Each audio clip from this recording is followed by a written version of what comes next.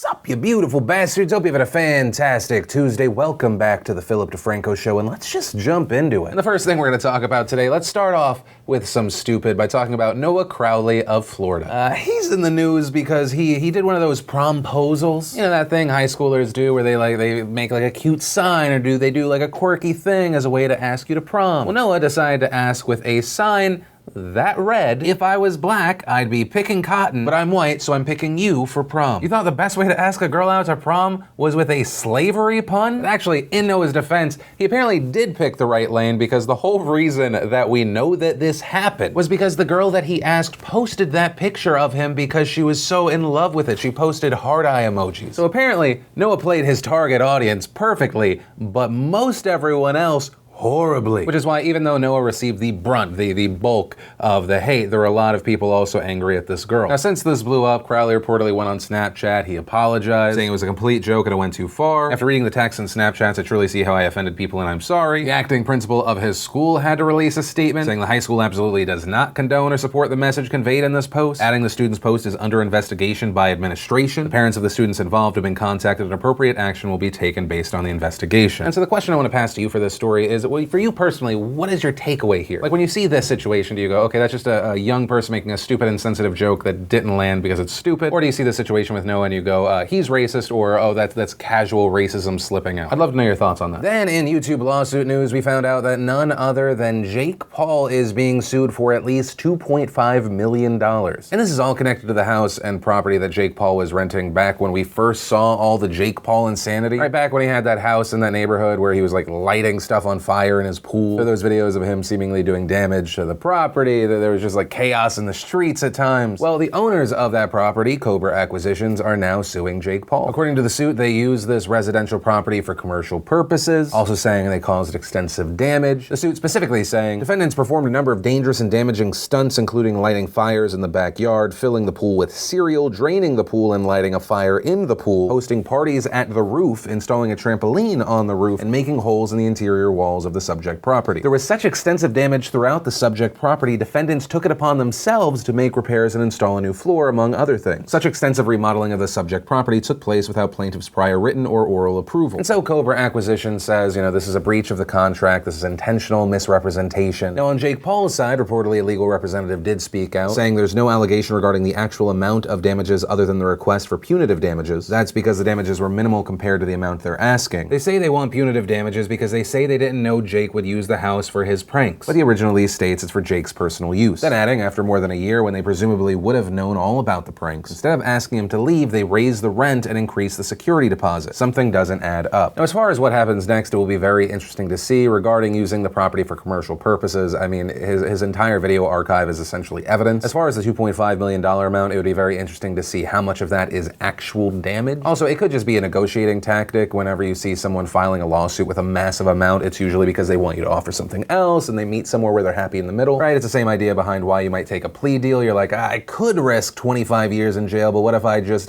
say, okay, fine, 4 years. I'll take a hit rather than being maimed. But ultimately, we'll see. If there is a side note, a lesson to be learned for other vloggers, just keep in mind that everything you put out on the internet is also potential evidence against you. Just a thing to remember. Then, really quickly, let's talk about Amazon in the news. Last year, we talked about Amazon announcing Amazon Key. That, if you don't remember, is a service that they launched where when someone's delivering a package to you, they can unlock the door to your home so they can drop the package off inside. And now it's being reported that Amazon has upped that game and is making it so that the delivery people can open up your car. Reportedly now, Amazon has been testing this for 6 months. They have teamed up with GM and Volvo. The new service is going to initially launch in 37 cities in the United States. And I will say personally, as someone that initially just crapped all over Amazon Key, I'm open to this, but also extremely skeptical. Let's talk it out. With Amazon Key, you're allowing access to a stranger, someone delivering a package where they can open your door, right? And there's a range of potential bad that could happen. You could have an awkward experience, or you get scared that someone's just opening your door out of nowhere. Maybe you have animals that you're worried that are gonna get out,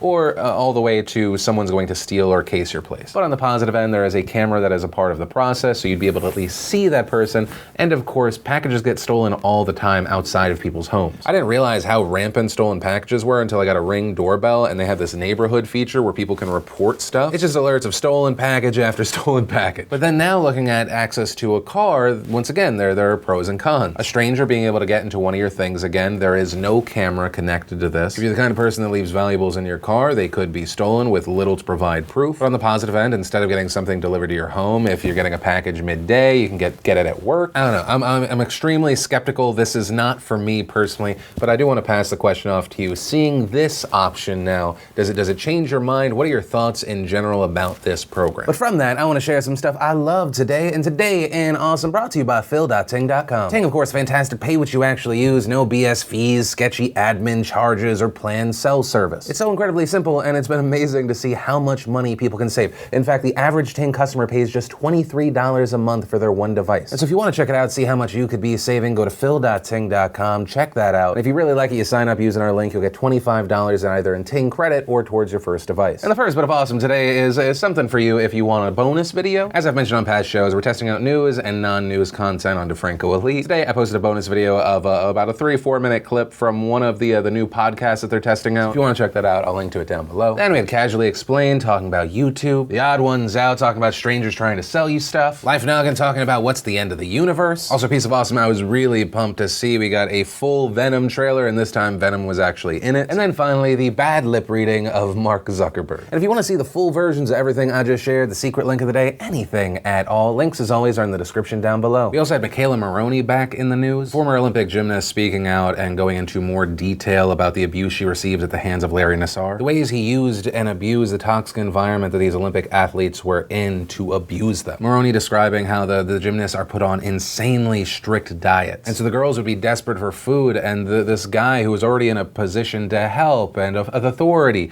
he would sneak them food. Maroney also saying back in 2011, she actually spoke out about the abuse she was receiving. Also saying Nassar molested her hundreds of times. And did he molest you again? Every time I saw him, yeah.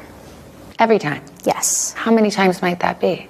Hundreds. Also, one of Maroney's gold medal teammates, Jordan Weber, is filing a lawsuit. That against MSU, USA Gymnastics, and the US Olympic Committee over the abuse by Nassar. Saying, my teammates and I were subjected to Larry Nassar every single month at the National Team Training Center in Texas. Nobody was protecting us from being taken advantage of. Nobody was even concerned whether or not we were being sexually abused. I was not protected. My teammates were not protected. My parents trusted USA Gymnastics and Larry Nassar to take care of me, and we were betrayed by both. And I don't really know how to close a story like this. Even as time passes, we get further and further away from the case, further away from the abuse. It is somehow even more infuriating to me today. But I don't know. And then let's talk about Nicaragua, where we have seen massive protests over this past week. People originally took to the streets to protest changes to the INSS, which is their social security program. But really, that was just the latest of a series of complaints from the people against their president, Daniel Ortega. And so the protests have just kind of morphed into this general opposition of the president and what they consider his family dictatorship. But let's jump back to the beginning of this specific situation, which is last Wednesday. The INSS needs money, and Ortega pushed forward a plan to make up the $71 million deficit. And here's kind of a TLDR of the plan. People paying into their pension would need to contribute 7% of their pay into INSS versus 6.25% before. Employers would pay 22.5% instead of 19%. And retirees receiving a pension would pay 5% tax on that pension. Now, that last part is considered by many to be unconstitutional, and even if it wasn't, Nicaraguans in general are just furious about it. Because ultimately, the most simplified version of this is that you are now paying more into your pension, and then you end up receiving less. And so immediately, people took to the streets to protest the changes. And those who oppose this ranged wildly. We're talking bankers, businesses, students, even Ortega's loyal base of poor Nicaraguans. People who benefit the most from Ortega's socialist policies. And at first, these protests were largely peaceful. They were held in the capital, other major cities. However, police came out in force. They fired tear gas and rubber bullets into crowds. At some point, it seems that police switched from rubber to live ammunition. Reportedly, the crowds then responded with rocks, homemade mortars, then there was looting. We're now seeing videos online from protesters showing buildings on fire, that the police are raiding places where protesters are meeting up, like universities. And very unfortunately, this situation has led to deaths on both sides. And the exact number is hard to pin down right now in all of this chaos, but the group is claiming that between 8 and 30 are dead,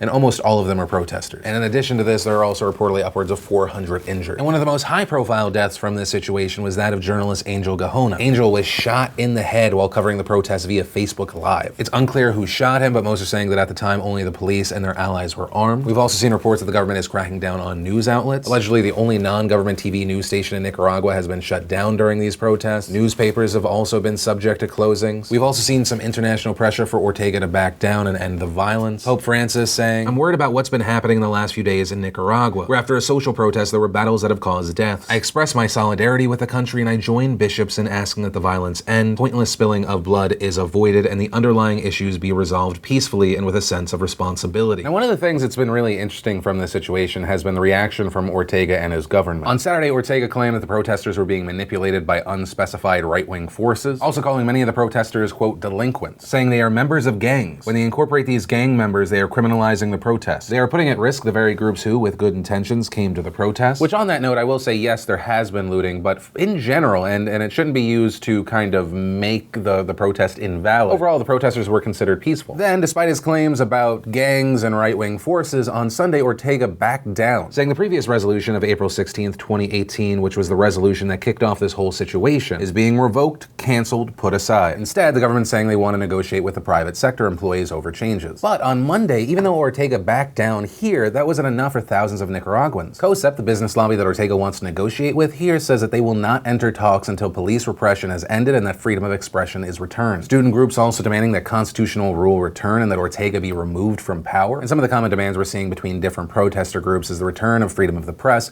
as well as the release of people taken into custody during protesting. And all of that led to Nicaragua having the largest protest since 2007 yesterday. Thousands demanding both the removal of Ortega and his cronies from the government. And if they were successful, this would be a massive change for the country. I mean, Ortega has been in power for over 20 years. We're talking 1980 to 1990, then 2007 to now. His government is widely seen by many as corrupt, an example of nepotism. Ortega has reportedly meddled in elections for legislature, appointing judges loyal to him, replacing military leaders with loyal allies, and his wife is his vice president. And those court appointments of his, those legislative wins of his, they allowed him to remove a core tenet of the Constitution, which was term limits. So there is a lot that people are angry about. It just appears that this Social Security thing was the straw that broke the camel's back. And it's going to be very interesting to see what happens next when it comes to Ortega. Would he actually step down, or is he going to double down? And also, not only what does this mean for Nicaragua, but for Central America in general, because if you don't know, Nicaragua is one of the more stable countries there. But over this past week, you have this now even more chaotic situation there. I don't know, but it'll be very interesting to watch. And then let's talk about the Toronto van attack, where yesterday afternoon, a man in a van struck pedestrians, leaving 10 people dead, 14 more injured along a mile-long stretch of road. Police have said they'll be on the scene investigating the incident for days because the attack covered such a large area, also urging the community and witnesses to help them in their investigation if they have any information whatsoever. But here's what we know right now. Pedestrians were struck around 1:30 p.m. The first calls started pouring into the police station shortly after. The van first hit a man crossing Yonge Street before it jumped the curb and came onto a sidewalk near Mel Lastman Square. That particular street very notable because according to police, it is one of the busiest streets in the country. Witnesses have said that the van sped down the sidewalk at 40 miles per hour. Also saying the vehicle is not swerving, it appeared to be deliberately running down pedestrians, and police are also saying the attack did appear to be in fact deliberate. And according to police, the suspect drove away from the scene and was then later arrested 7 minutes after the first 911 call. And there's been a lot of talk about the arrest because the video of it went viral. It was a brief standoff with police. The video shows the attacker pointing something at an officer. He's filmed saying that he has a gun in his pocket, and while police have not confirmed what he was holding in his hand at that time, no gun was found on him. And it really just appeared that the attacker was trying to commit suicide by cop, telling the police officers to shoot him in the head. But the officer does not. He gets him down to the ground, gets him in handcuffs. According to Canadian media outlets, that officer's name is Ken Lam, and he and his actions have been getting tons of praise. Now, this murdering monster has been identified. Obviously, I'm not going to tell you his name or show his face on my show. And actually, one of the specific pieces of information that has come out with this story really hits home on why we do that. Media outlets say they found the attacker's Facebook page, and just before he ran down innocent people in the street with his van, on his Facebook, he praised another mass murderer, praising this other killer by name who back in 2014 killed 6, injured 14 with a driving, shooting, stabbing attack. But also a note that I think is important, police have not publicly confirmed that the Facebook account belongs to the suspect at this time. The way mass killers are made infamous by the media, I think is a huge factor in motivating people to do things like this in the future. But that said, as far as motive for this attack, police are saying that this incident does not represent a threat to national security, so they're saying that it is probably not terrorism. But also a note on that, things can always change in an investigation. That's something that even the police chief said in the press conference. He also said that the suspect was not known to police prior to this incident. Also, we've learned that according to the Department of National Defense, the suspect was very briefly in the Canadian Forces. But the department also saying 16 days into his 13-week basic training courses, he was asked to leave. He was released from his service in October, but the military says that there were no red flags about him committing any type of potential future attack. An official saying that the man had problems with dress, deportment, and group interaction. And according to reports, he also didn't have weapons training during his time with the military. The driver of the van also appeared in court today where he was charged with 10 counts of first-degree murder, 13 counts of attempted murder, and the next hearing is scheduled for May 10th. In the wake of the attacks, Prime Minister of Canada Justin Trudeau tweeted, "Our thoughts are with all those affected by the terrible incident at Yonge and Fitch in Toronto. Thank you to the first responders working at the scene. We're monitoring the situation closely." Trudeau also speaking in front of the House of Commons this morning, offering condolences once again, reiterating that this is currently being deemed a non-national security threat, saying this attack does not change the overall threat level in Canada. And Trudeau was also asked how the government can protect its citizens in so-called soft target areas. And this was his response. Obviously,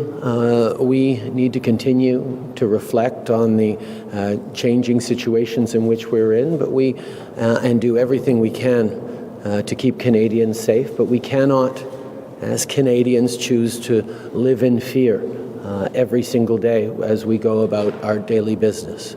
We need to focus on doing what we can and we must to keep Canadians safe while we stay true to the freedoms and values that we all as Canadians hold dear. And I thought that was an interesting note because when you have a situation like a van attack or a truck attack, I think the general public can feel more helpless, right? Because when there's a situation in the news, like if there is another shooting, we've covered a lot of those this past year, all of a sudden you have the gun debate or the gun access debate, which is why on videos talking about this story, you see so many people in the comments saying, we need van control, right? Kind of mocking the idea that gun control would actually cause people to kill less, that they would just find another way, right? But when it comes down to something like a van attack, something that you can go to U-Haul and grab one right now. What can actually be done to prevent these killings? Right, if you're talking about something directly like a van attack, you can talk about metal barriers, then maybe you have someone that's at a crosswalk. There's really, I mean, if you look at any situation, I mean, there's been the big talk about schools, protecting the schools, then what about the malls, then what about all the other places? There will always be soft targets unless we end up living in a police state. And I'm not commenting on what should or should not be done, but I think that's why when you have an attack like this, you feel extra helpless. But hopefully we learn more information soon, find out why this happened, so in the future we can prevent this from happening again. And the final note that I want to end this story on is just my thoughts and well wishes to all those affected by this, my love to Canada. And that's where I'm going to end that story and actually today's show. Of course, remember this is the Philip DeFranco Show. If you have thoughts on the last story, the first one, anything in between, I'd love to know what they are in those comments down below. And remember, if you liked this video, you like what I'm trying to do on this channel, hit that like button. If you're new here, hit that subscribe button, ring that bell. Also, if you missed yesterday's Philip DeFranco Show, you want to catch up, click or tap right there to watch that. Or if you want to watch the 3-4 minute clip of the podcast that we are testing right now, which is essentially, I don't want to ruin it, you can click or tap right there to watch that. But that said, of course, as always, my name's Philip DeFranco. You've just been filled in. I love yo faces, and I'll see you tomorrow.